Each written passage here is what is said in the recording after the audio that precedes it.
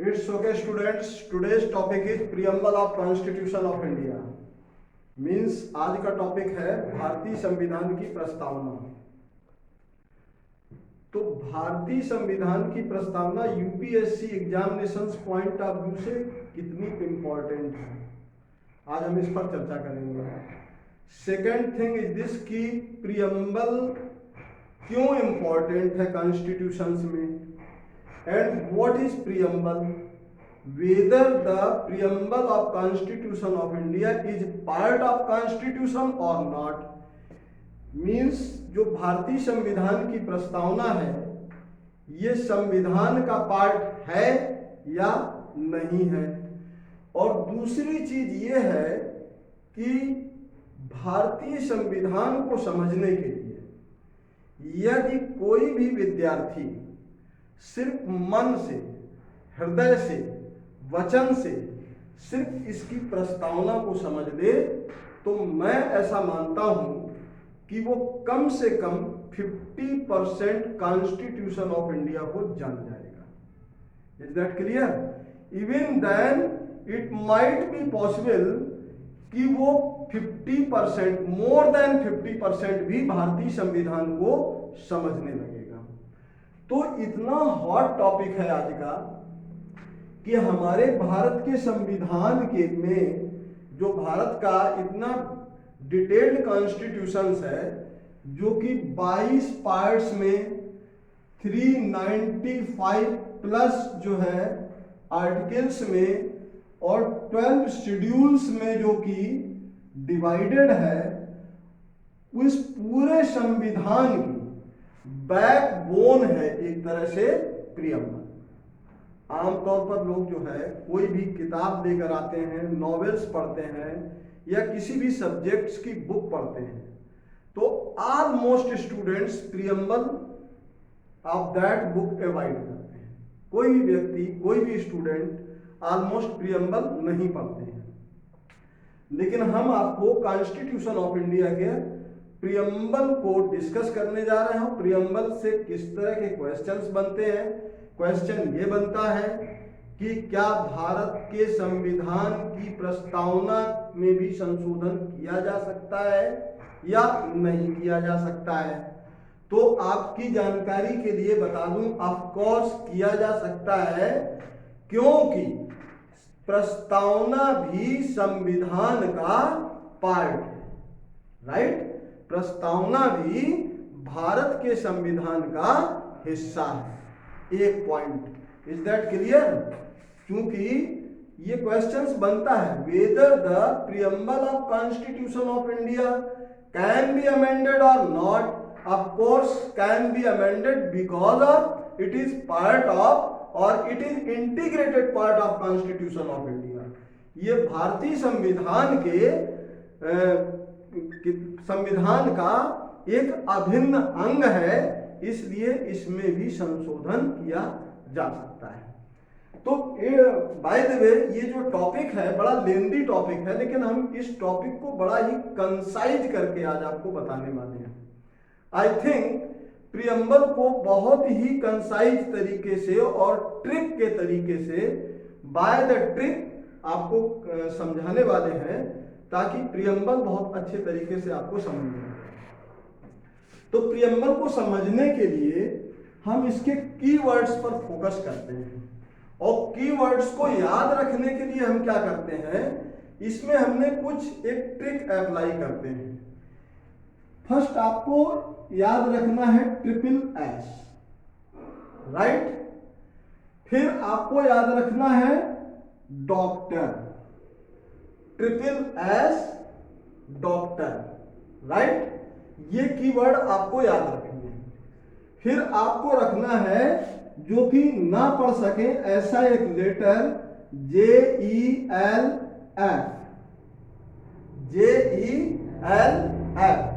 ये आपको याद रखना है। और ये याद रखना है DUI। ये एक ट्रिक है। इस ट्रिक से आप पूरे प्रियम्बल को बहुत अच्छे तरीके से समझ। So first of all we are going to discuss SSS, right? So we put up first S. Here S stands for sovereignty. Here S stands for sovereignty. Means ये हमारे भारत की संप्रभुता पर डिस्कस करता है। और जाहिर सी बात है, after getting freedom of India and after enacting और after came in force of constitution of India, India is a sovereign country because of we can decided our internal and external policy. क्योंकि हम अपनी देश की और विदेश की नीति तय करने के लिए स्वतंत्र हैं, that's why we are sovereign country. Is that clear? Second S, it is stand for socialist because of Indian constitution is socialist. समाजवादी हमारा जो है संविधान है, ये समाजवादी विचारधारा में विश्वास रखता है, इसलिए ये जो है हमारा जो है second S goes to socialist, right. और third S, this one third S is stand for secular. Means Bharat जो है, इंडिया एज ए कंट्री क्या है? Is a secular country. Means Bharat एक देश के रूप में, एक राष्ट्र के रूप में कैसा देश है? मीन्स सेक्युलर है, पंथ निरपेक्ष है। पंथ निरपेक्ष का मतलब, जैसे अगर हम बात करें पाकिस्तान की, तो पाकिस्तान इज इस्लामिक कंट्री, वहां पर नॉन इस्लामिक पर्सन्स को राइट टू वोट नहीं है। जबकि हमारे इंडिया में चाहे वो हिंदू हो, मुस्लिम हो, सिख हो, ईसाई हो, सबको राइट टू वोट है और सबके वोट की वैल्यू भी सेम है, राइट। ऐसा तो नहीं है कि भाई ये मुसलमान है इसलिए इनके वोट की वैल्यू कम होगी, ये पंडित जी हैं इनके वोट की वैल्यू ज्यादा होगी। तो यहां पर इक्वल वोट इक्वल राइट का सिस्टम है, that's why we are secular. अब हम बात करते हैं डॉक्टर्स की, तो यहां पर डी को लेते हैं। Here D stand for democracy. Here D stand for democracy. We know democracy, what is democracy? Democracy is the people for the people and by the people.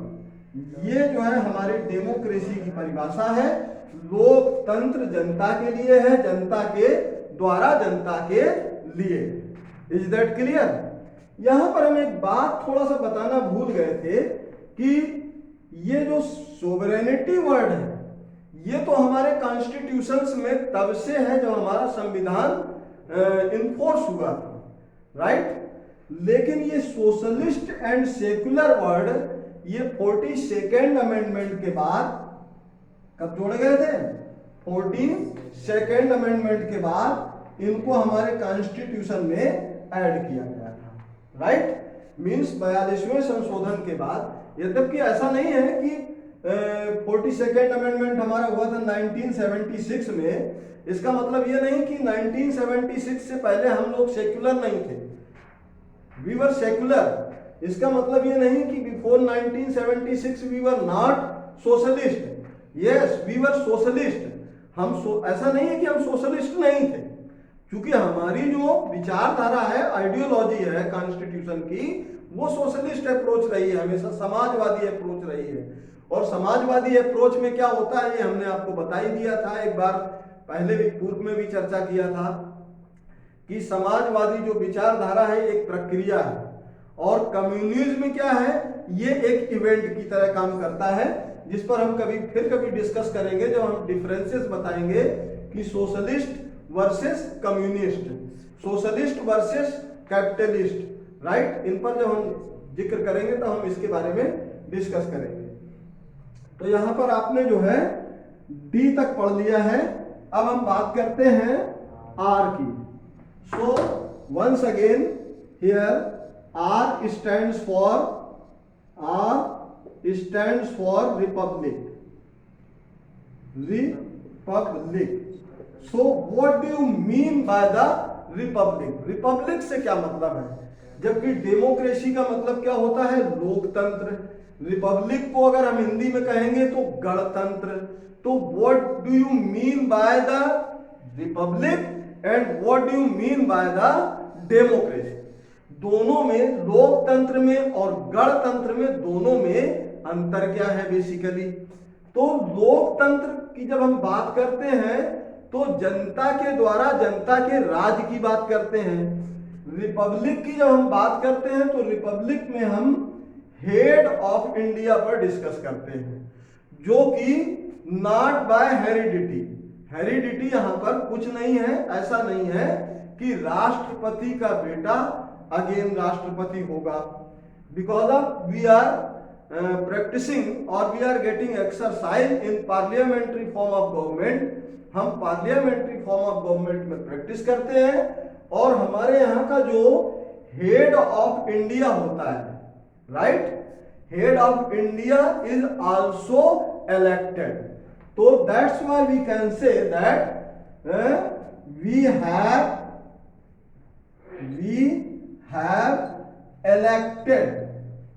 elected president of India.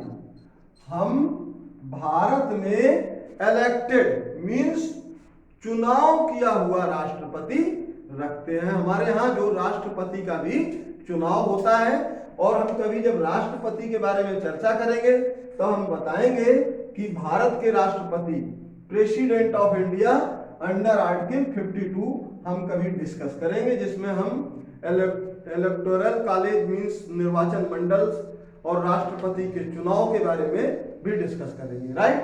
तो we have electoral means elected president of India. तो this is, अब बात करते हैं हम ये non readable word, जिसको हम पढ़ तो नहीं सकते हैं, क्या लिखा है in fact JELF, non readable word है। इसको हम एक्सप्लेन करने जा रहे हैं, इसको बहुत अच्छे तरीके से समझ लीजिए। तो आई थिंक आपको प्रियम्बल्स के सारे की वर्ड याद हो जाएंगे और प्रियम्बल समझ में आ जाएगा। यहां पर J स्टैंड फॉर जस्टिस। ये जस्टिस की बात करता है, मींस न्याय की। तो ये यहां पे जब बात जस्टिस की हो तो किस तरह का जस्टिस? सो हमारा जो कॉन्स्टिट्यूशन ऑफ इंडिया है ये कहता है कि हमें सबके साथ सोशल जस्टिस करना है। क्या करना है? सोशल जस्टिस मींस सामाजिक न्याय। और सेकंड हम क्या करेंगे? पॉलिटिकल जस्टिस की बात करते हैं, मींस राजनीतिक न्याय। Social justice, political justice as well economical justice की बात करते हैं, मींस सामाजिक, राजनीतिक और आर्थिक न्याय की बात की गई है इसमें। तो ये जस्टिस मींस जे कीवर्ड आपको बहुत अच्छी तरीके से समझ में आ गया होगा। अब सोशल जस्टिस की अगर हम बात करें तो अगर इसकी डिटेल में जाएंगे तो what do you mean by the social justice?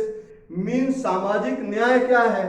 तो सामाजिक न्याय ये है कि समाज के किसी भी व्यक्ति के साथ बिना किसी भेदभाव के व्यवहार किया जाए, और वो जो भारत का संविधान है, भारतीय संविधान में मिले राइट्स और भारतीय संविधान के अनुरूप बने कानून सब पर एक समान रूप से लागू, that is known as social justice.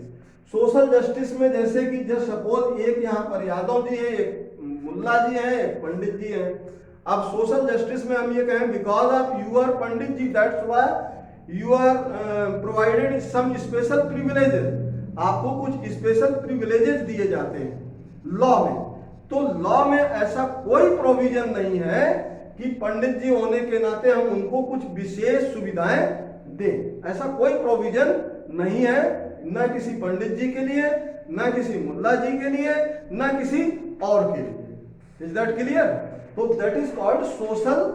हम सामाजिक आधार पर कुल मिलाकर के किसी के साथ कोई भेदभाव नहीं कर सकते। We can't discriminate with any person, ना सामाजिक दृष्टिकोण से, ना कास्ट एंड कस्टम्स के आधार पर मींस जात के आधार पर, ना सेक्स के आधार पर मींस ऐसा भी हम नहीं कह सकते हैं कि because of you are a girl, because of you are a women, चूंकि आप एक लड़की हो,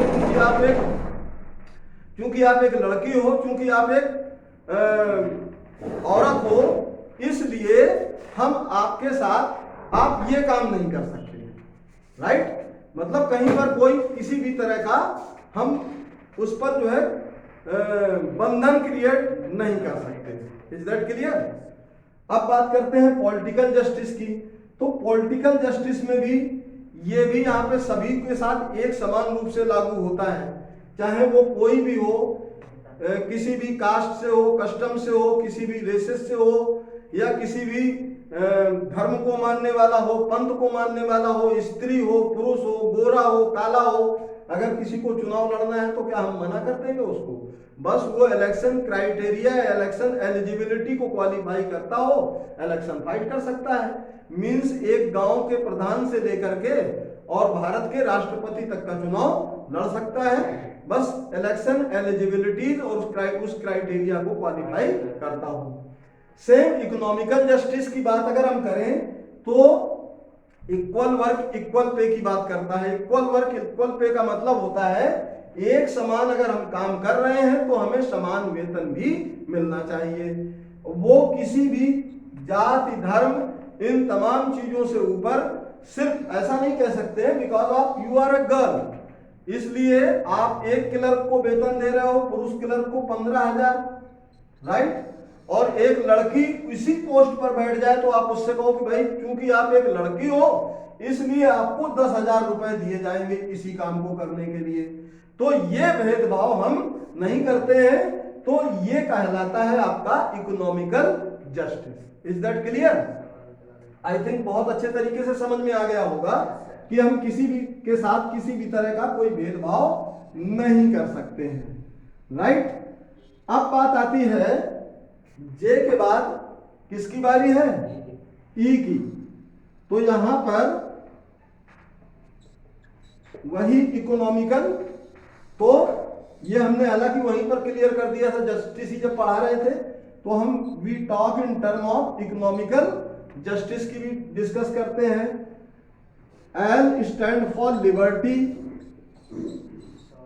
लिबर्टी मीन्स हम स्वतंत्रता की बात करते हैं, राइट, हम लिबरल हैं, स्वतंत्र हैं, बहुत सारे हमारी जो है स्वतंत्रताएं हैं। और F stand for fraternity. Fraternity का मतलब होता है भाईचारा, right, means we will promote fraternity, brotherhood, हम आपसी भाईचारा को प्रमोट करेंगे, ऐसा हमारा देश का संविधान है।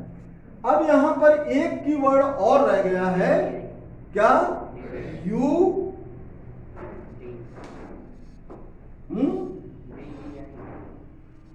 नहीं, अभी बता रहा हूं।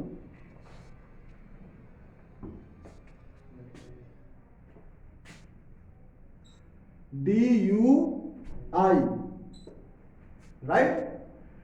डी क्या है? डिग्निटी। डिग्निटी मतलब समझते हैं सम्मान। हम बात करते हैं सम्मान की, तो we have the right to live with dignity.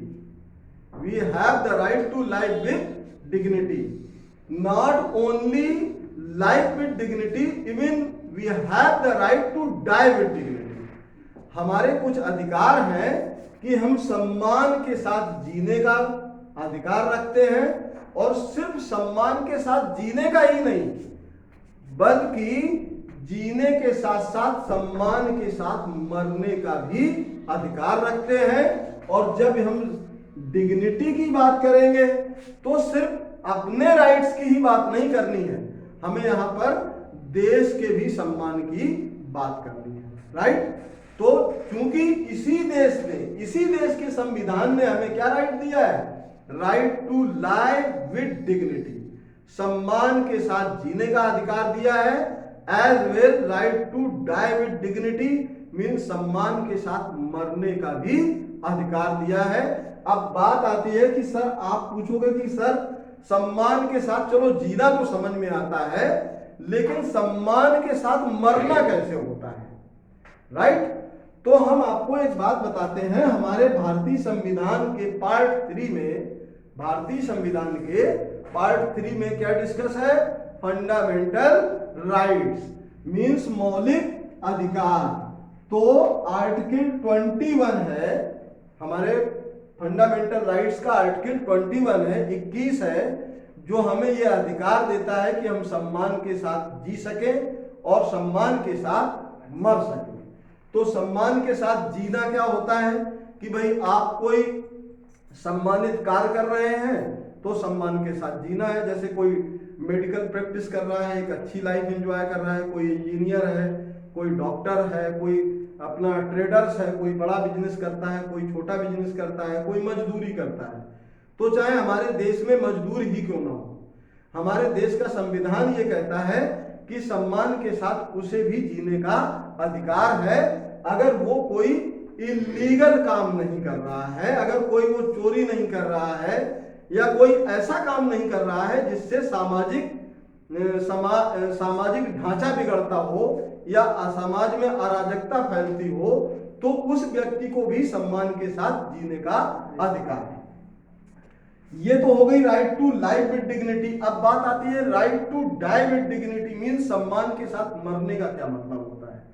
सम्मान के साथ मरने का मतलब ये होता है, जिसको एक तरह से हम कह सकते हैं कि हमारे भारतीय संविधान में प्रत्येक नागरिक को एक इच्छा मृत्यु का भी अधिकार दिया है। अब कहोगे इच्छा मृत्यु का अधिकार दिया है, तब तो हम कल ही जो है एक डीएम साहब को चिट्ठी लिखेंगे, उत्तर प्रदेश के मुख्यमंत्री को लिखेंगे, या भारत सरकार को लिखेंगे, या देश के संविधान किसी बड़े न्यायालय को लिखेंगे कि साहब मैं तो आत्महत्या करना चाहता हूं और मुझे ये इच्छा मृत्यु का वरदान जो है इसी संविधान ने दिया है, तो कल मैं खुद को गोली मारने वाला हूं या फांसी पर लटकने वाला हूं। तो अगर आपने ऐसी कोई गड़बड़ की तो under section 306 of IPC you will go to imprison, आप जेल चले जाओगे बेटा। आत्महत्या करना अपराध है, इसलिए आत्महत्या करने की गलती मत करना। यहां पर right to die with dignity का मतलब है, सम्मान के साथ मरने का मतलब यह है कि यदि किसी व्यक्ति को मान लीजिए कोई ऐसी बात हो जाए कि उसको अचानक से जो है वो कोमा में चला जाए, या अचानक से वो पैरालाइज्ड हो जाए और उसका पूरा जो है दिमाग और शरीर काम करना बंद कर दे, तो इन दैट केस होता क्या है, डॉक्टर्स कभी इधर प्रिक करते हैं, उसकी पूरी बॉडी को छेदते रहते हैं। तो उस सिचुएशंस में उसके परिजन ये कह सकते हैं कि भाई इसने जीवन जो है कष्ट में जिया है या बहुत सम्मान से जिया है, अब मरते समय इसको कष्ट ना दिया जाए। हम ऊपर वाले से भी प्रार्थना करते हैं, या डॉक्टर साहब आपसे भी ये निवेदन करते हैं कि कुछ इसका इलाज ठीक से कर दो। तो इसका मतलब ये है कि डॉक्टर उसको पॉइजन का इंजेक्शन फिर भी नहीं देगा, बस है क्या, परिजनों की इच्छा पर उसके लाइफ सपोर्टिंग सिस्टम्स को रिमूव कर दिया जाएगा। लाइफ सपोर्टिंग सिस्टम को रिमूव करने का मतलब यह है कि जिन दवाइयों, जिन सपोर्टिंग सिस्टम पर वो जिंदा है, जैसे कि ऑक्सीजन पर जिंदा है तो ऑक्सीजन को रिमूव कर दो, या जिस सपोर्टिंग सिस्टम पर वो जो है लेटा हुआ है, सांसें ले रहा है, उसको रिमूव करके उसे खत्म कर दिया जाएगा। तो ये क्या हो गया, सम्मान के साथ मरना हो गया। Is that clear? तो यहां पर डी समझ में आ गया होगा, डिग्निटी। अब हम बात करते हैं यूनिटी की। मीन्स यूनिटी मतलब भारत की अखंडता के पर डिस्कस किया गया है। यहां पर ये यूनिटी मतलब एकता होता है या अखंडता, एक ही बात है। भारत की एकता और अखंडता को प्रमोट करना है। Being a citizen of India means Bharat के नागरिक होने के नाते हमें भारत की एकता और अखंडता को प्रमोट करना है। सेकेंड बात आती है इंटीग्रिटी। इंटीग्रिटी का मतलब क्या होता है? इंटीग्रिटी का भी मतलब वही होता है, एकता ही, राइट। अब जब यूनिटी दे दी गई थी तो इंटीग्रिटी की क्या क्या जरूरत रह गई थी? तो इंटीग्रिटी एक स्पेशल कीवर्ड्स है। इसका मतलब है कि हम भारत में बहुभाषी बहुधर्मी लोग रहते हैं। यहाँ पर तमाम तरह के रंग भेद हैं, जाति भेद हैं, परंपराओं में भेदभाव है। Still we all are standing under same national flag. इसके बाद भी हम सभी एक ही राष्ट्रीय झंडे के नीचे खड़े हैं। मतलब बहुत सारे धर्म और भाषाओं को पीछे छोड़ करके भारत एक ही माला में पिरोया हुआ है। इसी के साथ I think preamble of constitution of India आप लोगों को बहुत अच्छे तरीके से समझ में आया होगा। अगर आपको मेरा ये वीडियो पसंद आए तो प्लीज इसे लाइक करें, सब्सक्राइब करें और अपने दोस्तों के साथ शेयर करें। Thank you.